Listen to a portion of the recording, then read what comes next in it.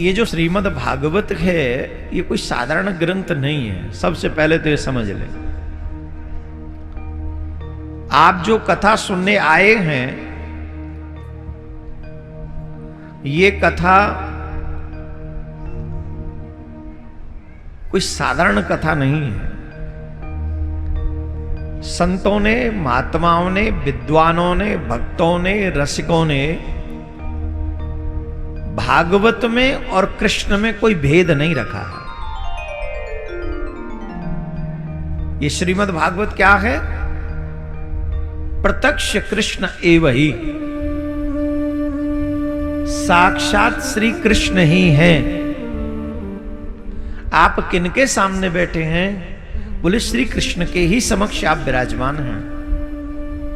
तभी तो महाराज जी आए, चंदन किया, तिलक लगाया, माल्यार्पण करी, आदर दिया, आसन दिया, विराजमान हुए, सर पे विराजमान करा कर लाए भागवत जी को, फिर विराजमान। ये क्या है? ये हम लोग सौभाग्यवान हैं कि हम सनातनी हैं और हमें ये सौभाग्य है कि हम भगवान से डायरेक्ट रूबरू बात कर सकते हैं, संवाद कर सकते हैं। और अन्य धर्म में ये संभव ही नहीं है। रामचरितमानस कितने अच्छे से जवाब देता है, जाकी रही भावना जैसी, प्रभु मूरत देखी तिन तैसी। बार बार मन में आता है भगवान शिव है कि भगवान नारायण है कि भगवान राम है कि भगवान कृष्ण है कि भगवान हनुमान है। भगवान 500 नहीं है, भगवान तो एक ही है। पर जैसे घर में आपको आपके पापा जी कुछ और नाम से बुला लेते हैं, आपकी माता जी किसी और नाम से बुला लेती हैं, आपके सहगर्द जो आपके बराबर के वो कुछ और नाम से बुला लेते, पत्नी नाम ही नहीं लेती।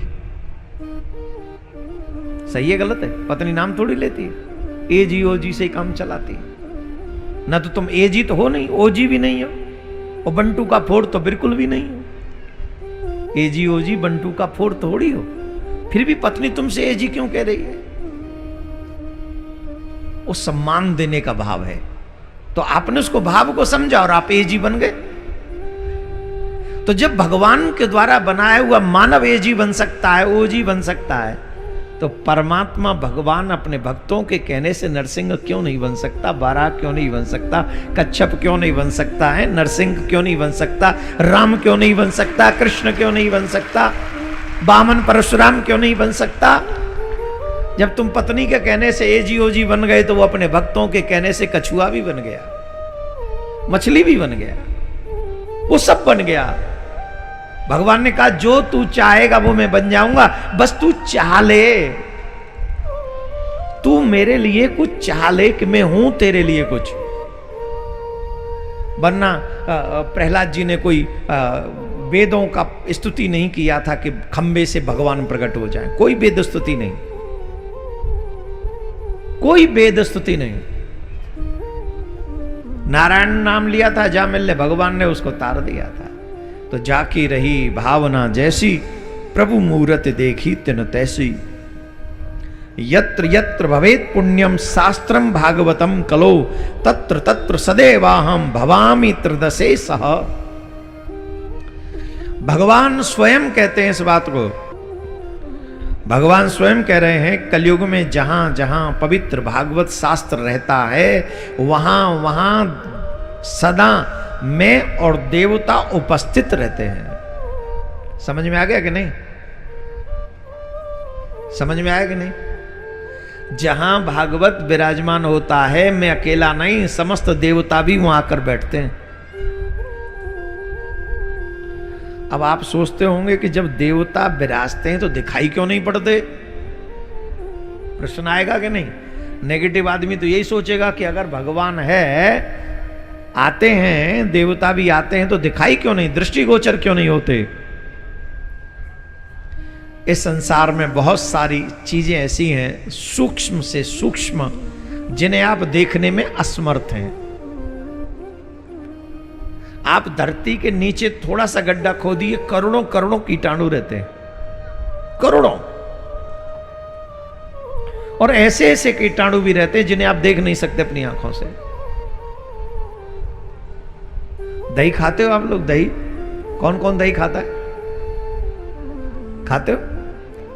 और दही में कीटाणु होते हैं?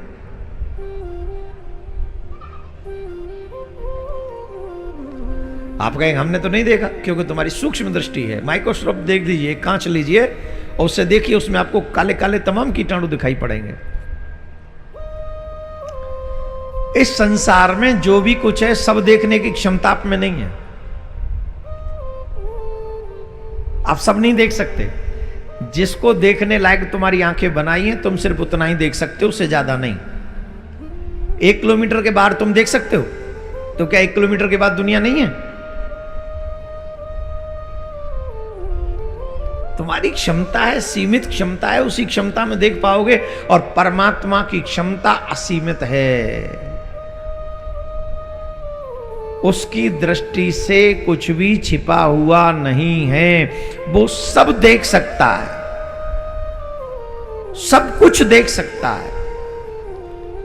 तो इसलिए यहां पर वो देवता भी सूक्ष्म से सूक्ष्म रूप बनाकर विराजमान है। इसलिए यहां पर एक और बात हम बता दें, पंडाल में चप्पल जूते पहनकर नहीं बैठना चाहिए, कभी भी नहीं। चप्पल जूते लेकर प्रवेश ही नहीं करना चाहिए पंडाल में। और जिनमें नीचे बैठने की क्षमता हो, उन्हें कुर्सी और सोफे पे नहीं बैठना चाहिए। ये क्या है? ये भगवान को आदर देने की आदत है। जैसे हम मंदिर में जाएं तो मंदिर में जाके हम थोड़ी कहेंगे सोफा डाल दो तो दर्शन करेंगे, कुर्सी डाल दो, नहीं। दर्शन करेंगे, नीचे बैठेंगे, कीर्तन करेंगे। लेकिन जब हम नीचे बैठने में असमर्थ हों, जब बॉडी हमारा साथ ही न दे, शरीर हमारा साथ न दे, तब हमें जरूर ऊपर बैठकर, क्योंकि कथा तो सुनना ही है। नियम, कथा में सबसे पहले हमको पहुंचना चाहिए और सबसे पीछे हमको निकलना चाहिए। एक भी शब्द श्रीमद् भागवत कथा का हमसे छूट न जाए, न जाने वो कौन सा शब्द होगा जो मेरा बेड़ा पार कर देगा। एक शब्द, 7 दिन में एक शब्द पर्याप्त है मेरा कल्याण करने के लिए। लोगों को समझ में नहीं आता मेरे प्यारे।